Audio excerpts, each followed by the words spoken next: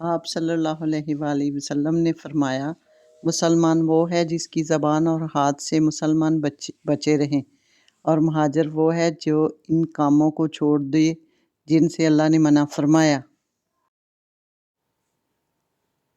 ایک دن ایک آدمی نے حضرت صلی اللہ علیہ وآلہ وسلم سے پوچھا کہ کون سا اسلام بہتر ہے؟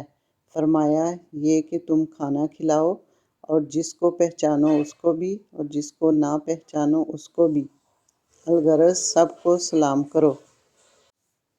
حضرت صلی اللہ علیہ وآلہ وسلم نے فرمایا، تم میں سے کوئی شخص ایماندار نہ ہوگا جب تک اس کے والد اور اس کی اولاد اور تمام لوگوں سے زیادہ اس کے دل میں میری محبت نہ ہو جائے۔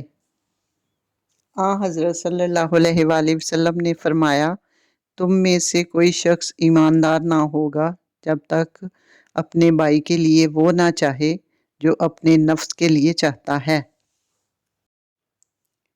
آپ صلی اللہ علیہ وآلہ وسلم نے فرمایا کہ ایمان کی 60 سے کچھ اوپر شاخیں ہیں، اور حیا یعنی شرم بھی ایمان کی ایک شاخ ہے۔